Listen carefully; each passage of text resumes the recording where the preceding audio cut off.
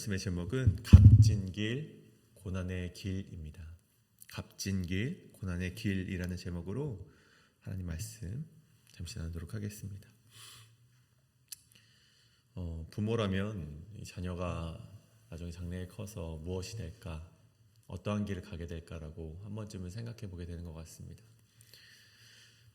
저도 역시 우리 자녀가 어떠한 길을 걷게 될까라는 것을 한번 생각해 본 적이 있는데, 그러다 혹여 이 목회의 길을 걸어가게 되진 않을까 이렇게 한번 생각을 해보게 된 적이 있습니다.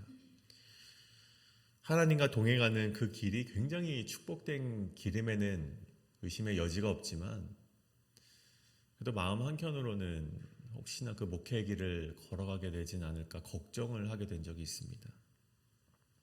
그런 마음이 들었던 것이죠. 물론 그 어느 길이나 쉬운 길은 없습니다. 성도님들께서 걸어오신 길도 굉장히 고된 길이셨고, 우리가 이 걸어가는 그 길이 어느 것 하나 고생되지 않은 길이 없겠지만, 이 목회의 길은 이 행복도 행복이지만 고난이 가득한 길이기 때문에 될 수 있으면 그 길을 걷지 않길 바라는 마음이 이 부모의 마음이었던 것 같습니다. 저의 마음이었던 것이죠. 그런데 오늘 본문을 보십시오. 오늘 사도 바울은요, 그렇지 않았다라는 것입니다. 자신이 걸어왔던 이 길이 아주 값진 길이라고 확신을 하면서 자신의 아들과도 같은 디모데에게 그 길을 걸어가라고 아주 확언을 하면서 권면하고 있는 것을 보게 됩니다. 어떻게 자신의 아들과도 같이 사랑했던 디모데인데 죽음을 앞두고 있는 이 중요한 시점에 어떻게 이와 같은 말을 하게 되었을까? 이 말씀을 준비하면서, 이 말씀을 또 묵상을 하면서 어떻게 그렇게 말을 할 수 있었을까? 계속해서 그 질문을 가지고 묵상을 하게 되었습니다. 그래서 우리 성도님들도 이 질문과 어떻게 이 디모데에게 그러한 길을 권할 수 있었을까? 그런 물음을 가지고 오늘 말씀 앞에 서시길 간절히 소원합니다. 이 말씀 가운데 바울은 왜 이 길이 값진 길이라고 말하고 있고, 어떤 마음가짐을 가지고 이 길을 걸어가라고 하고 있는지, 이 말씀 가운데 함께 우리가 이 질문에 답을 찾아내길 원합니다.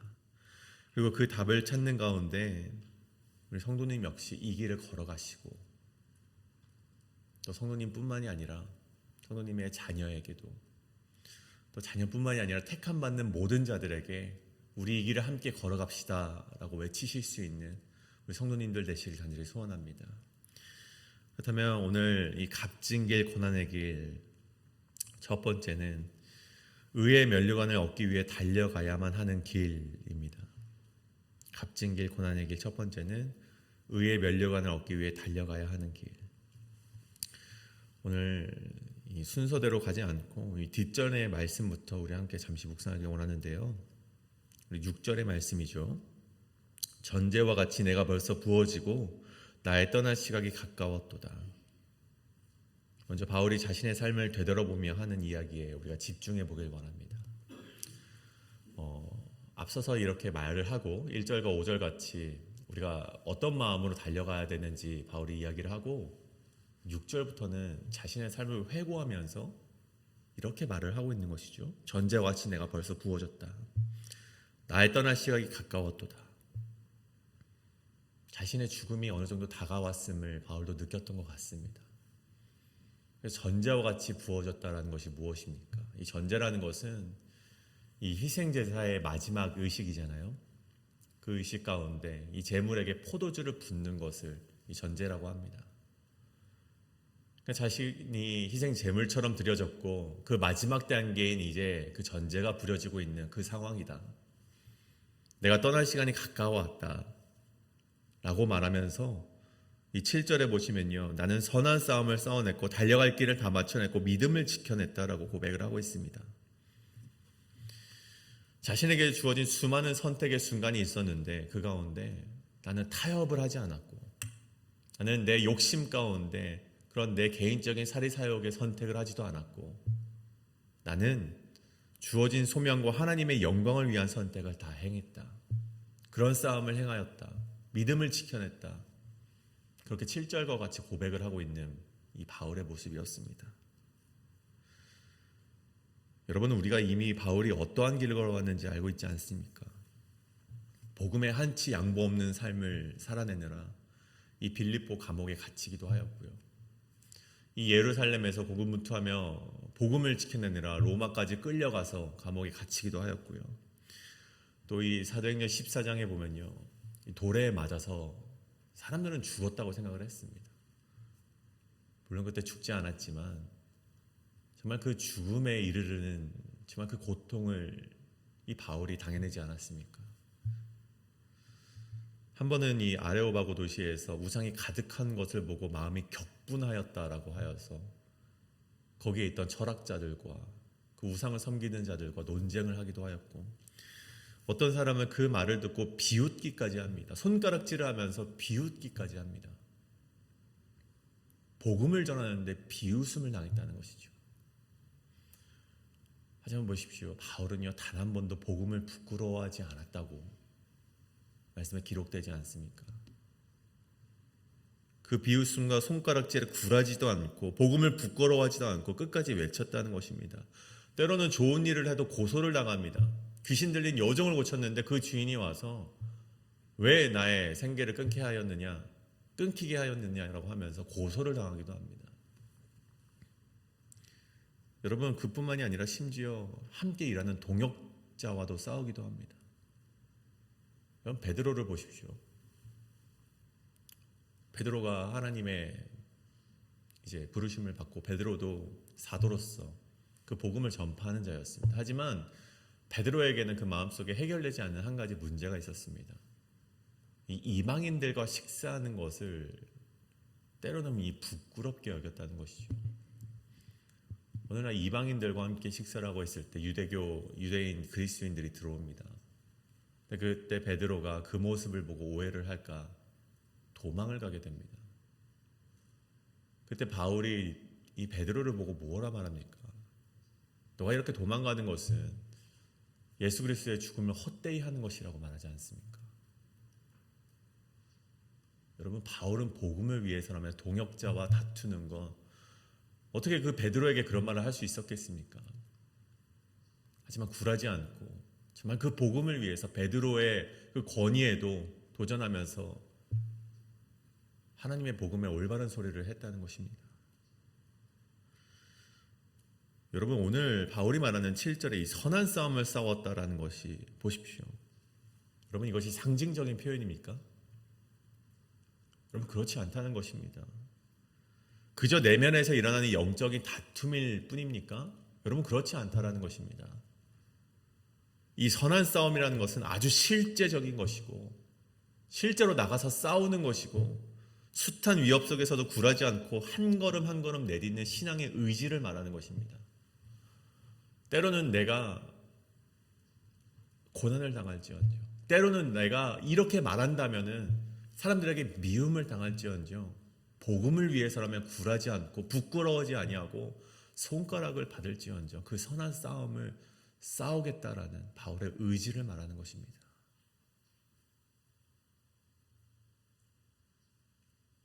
오늘 이 죽음에 다다른 바울이 말하는 것이 나는 그런 선한 싸움을 이루었다. 내 달려갈 길을 다 마쳤고 나는 나의 믿음을 지켜냈다라고 고백을 하고 있는 것입니다. 그리고 나서 바울이 말하는 것이 무엇입니까? 8절을 보십시오. 이제 후로는 나를 위하여 의의 면류관이 예배되었으므로 주곧 의로우신 재판장이 그날에 내게 주실 것이며 내게만 아니라 주의 나타나심을 사모하는 모든 자에게도니라. 우리를 향한 의의 면류관, 베드로전서에서 표현하는 이 영광의 관이 우리가 이 고난의 길의 끝에서 우리가 얻게 될 승리의 면류관이라는 것입니다. 여러분, 얼마나 이 땅 가운데 삶이 고난이었으면은 이 땅에서의 삶의 어떤 면류관을 바라기보다 하늘에서의 삶의 면류관을 그렇게 목 놓아 외치면서 달려가겠습니까? 그런 마음 가운데 바울이 이렇게 말하는 것이죠. 우리가 당하는 현재의 고난이나 우리가 당하고 있는 그리스도 예수의 복음 때문에 당하고 있는 희생 때문에 우리가 당하는 고난이 결코 헛되지 아니하는 것이고 나의 고난과 희생을 알고 계신 의로우신 재판장이신 하나님께서 직접 우리에게 그런 면류관을 선사하신다는 그 고백이 바울의 고백이라는 것입니다. 그렇기 때문에 우리가 이 길을 걸어가자 이 디모데에게 확신 있게 말할 수 있다는 것이죠. 그렇다면 바울이 어떻게 이런 확신을 가질 수 있었을까? 여러분, 그것은 바울의 마음속에 예수 그리스도의 확신이 있었기 때문이었습니다. 예수님께서 그 길을 걸어가셨기 때문에, 예수 그리스도께서 먼저 고난을 통하여서 승리를 맛본 것을 이 바울이 알고 있었기 때문에 바울은 확신 있게 이 길을 말할 수 있었다는 것이죠. 예수님이 걸어가신 고난의 길이고 예수님이 먼저 가신 희생의 길이기 때문에, 헌신의 길이기 때문에 세상이 볼 땐 실패처럼 보이고 멋없어 보이고 제자들도 만류했던 길이었지만, 사람들이 모두 다 떠나갔던 그 길이지만, 결국 그 길의 끝에는 다시 살아나셔서 하나님의 우편에 앉아 계시는 그 영광의 길임을 바울이 알고 있었기 때문에 그 길을 함께 걸어가자, 디모데에게 확신 있게 걸어가자라고 말할 수 있었다는 것입니다. 여러분, 우리가 걸어가는 고난의 길도 이와 마찬가지입니다. 세상에 볼 때는 험난한 길입니다. 고생이 가득한 길이죠. 심지어 손가락질 받고 너나 잘해라고 말할 수 있는 길이 바로 이 복음의 길이고 예수 그리스도의 길입니다. 하지만 로마서 8장 18절에 이런 말씀이 있습니다. 하지만 현재의 고난은 장차올 영광과 비교할 수 없도다. 여러분, 이렇게 성경이 말하지 않습니까? 우리가 복음 때문에 당할 고난은 장차올 그 영광에 비하면 아무것도 아니라는 것입니다. 그리고 이 면류관은 단지 바울뿐만이 아니라 오늘 8절 마지막 절에 보면 주의 나타나심을 사모하는 모든 자에게 나타난다고 되어 있습니다. 즉 예수 그리스도를 사랑하고 그분을 위해 살아가는 모든 성도들에게 준비된 상급이 바로 이 의의 면류관이라는 것입니다. 여러분, 고난 앞에 낙심하지 마십시오. 여러분이 예수 그리스도를 믿고 고난을 당하고 계시다면 여러분, 하나님께 더 가까이 나아가길 바라는 마음 가운데 한 걸음 더 그 고난의 길로 내디디시는 우리 성도님들 되시길 간절히 소원합니다. 그다음에 두 번째, 이 값진 길, 고난의 길 두 번째는 고난을 받으며 직무를 다하라는 것입니다. 우리가 왜 이 길을 걸어가야 되는지 우리가 함께 나누었다면, 두 번째 이 바울은요 디모데에게 어떠한 마음을 가지고 이 길을 걸어나가야 되는가, 그것을 이야기하고 있습니다. 우리 1절의 말씀이죠. 하나님 앞과 살아있는 자와 죽은 자를 심판하실 그리스도 예수 앞에서 그가 나타나실 것과 그의 나라를 두고 엄히 명하노니. 디모데에게 그리스도의 나타나심과 그의 나라를 두고 엄하게 명령을 하고 있습니다. 아주 분명하고 진중하게 중대하게 말을 하고 있는 것이죠. 그리고 나오는 명령은 세 가지입니다. 첫째는 무엇입니까? 말씀을 전파하라는 것이고, 둘째는 모든 오래 참음과 가르침으로 경책하며 경계하며 권하라는 것입니다. 그리고 세 번째는 고난을 받으며 직무를 다하라는 것입니다. 첫 번째부터 잠시 보자면, 첫 번째 말씀을 전파하라고 되어 있습니다. 그리고 후에 보십시오. 때를 얻든지 못 얻든지 말씀을 전파하라는 것이죠. 그래서 때를 얻든지 못 얻든지 헬라어 유카이로스, 이카이로스라는 단어가 사용이 되어 있는데요. 이 단어에는요 어떤 의지적인 표현이 좀 함께 함유가 되어 있습니다. 그래서 이 말 뜻을 조금 더 명확하게 해석을 하자면, 너가 말씀을 전하고 싶든지 그렇지 않든지라고 해석이 될 수 있다는 거예요. 때를 얻든지 못 얻든지, 너가 말씀을 전하고 싶든지 그렇지 않든지 너는 그럼에도 불구하고 말씀을 전파하라는 것이죠. 즉 어떤 거센 저항의 상황이 다가올지언정 너는 그럼에도 불구하고 말씀을 전해야 되는 것이고, 너의 의지가 하고 싶은 마음일지 아닐지 그것에 관계없이 너가 말씀을 전파하라는 것입니다. 저는 오늘 이 말씀을 준비하면서 이게 노방 찬양, 우리가 노방 전도를 나가는 것과 마찬가지다. 여러분, 우리 노방전도를 나갈 때 두 가지의 우리 두 가지의 이 막아서는 세력이 있지 않습니까? 어떨 때는 때를 얻든지 못 얻든지, 이건 무슨 말씀입니까? 때로는 날씨가 너무 추워서 비가 와서 사실은 그때도 나가서 전파하라는 것입니다. 지난주 정말 이 손이 꽁꽁 얼어가면서까지 우리는 전파하면서 나아갔습니다. 비가 아주 많이 올 때는 나가지 못하지만 우리가 비가 조금 올 때는 그럼에도 불구하고 나갔었던 것이 우리 노방전도 팀 아닙니까? 뿐만 아니라 얼마나 나오기 주저되십니까? 때로는 오늘 좀 쉬고 싶다, 내 몸이 컨디션이 좋지 않아서 쉬고 싶다라는 마음을 가지지 않습니까? 근데 그럼에도 불구하고 나오시는 성도님들이 계시다는 것이죠.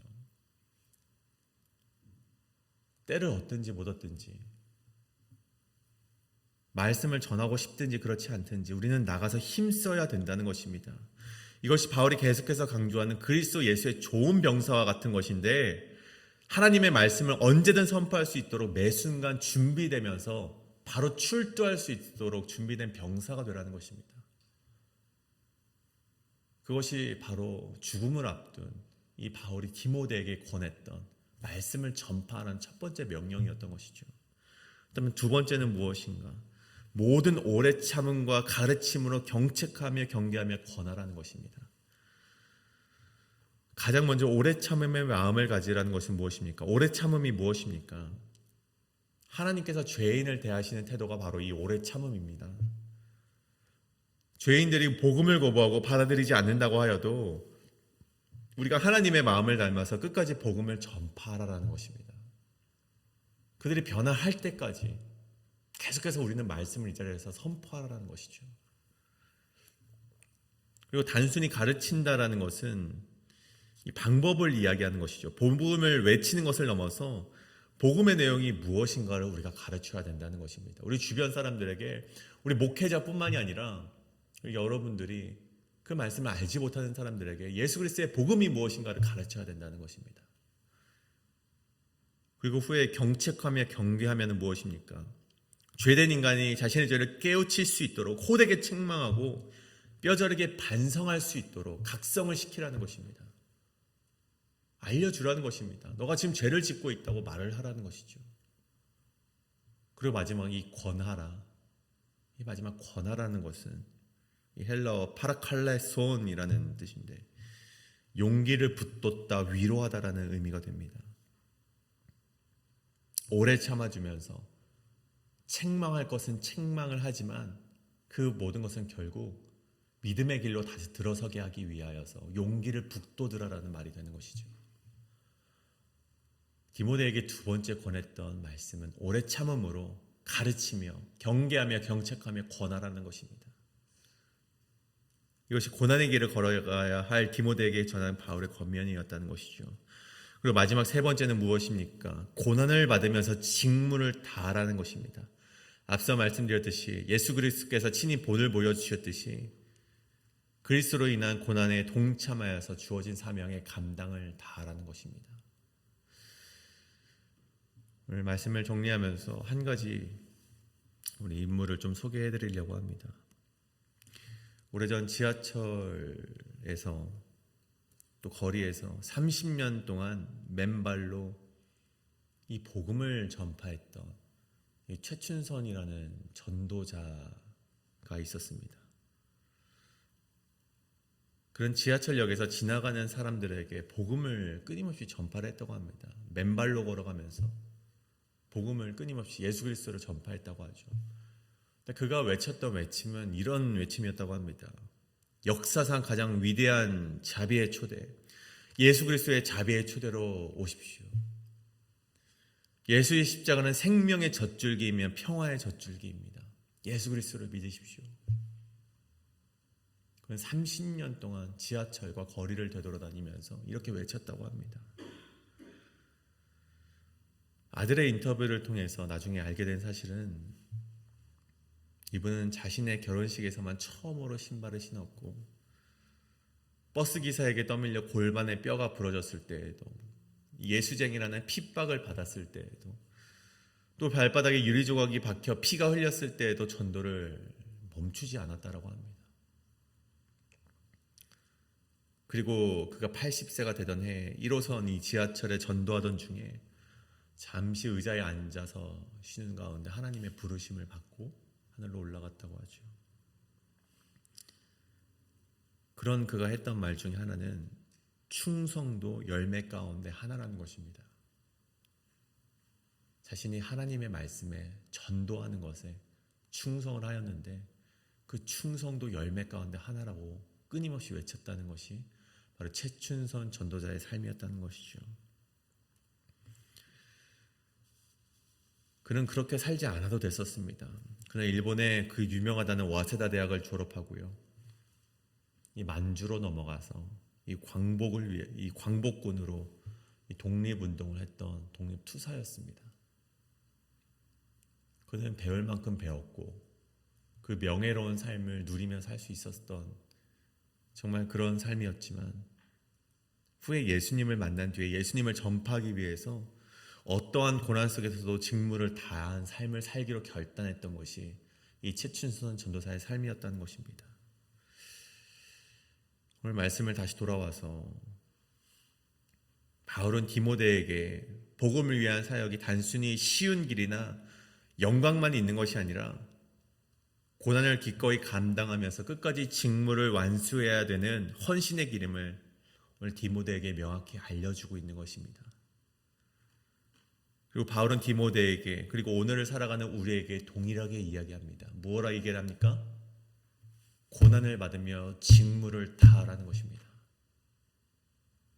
그냥 영광 가운데 직무를 다하라. 너희가 직무를 다하면 명예를 얻을 수 있으니 직무를 다하라가 아닙니다. 고난 가운데 너희가 이 길을 걸어가면은 올 것은 고난밖에 없다. 하지만 그 고난을 받으면서 직무를 다하라.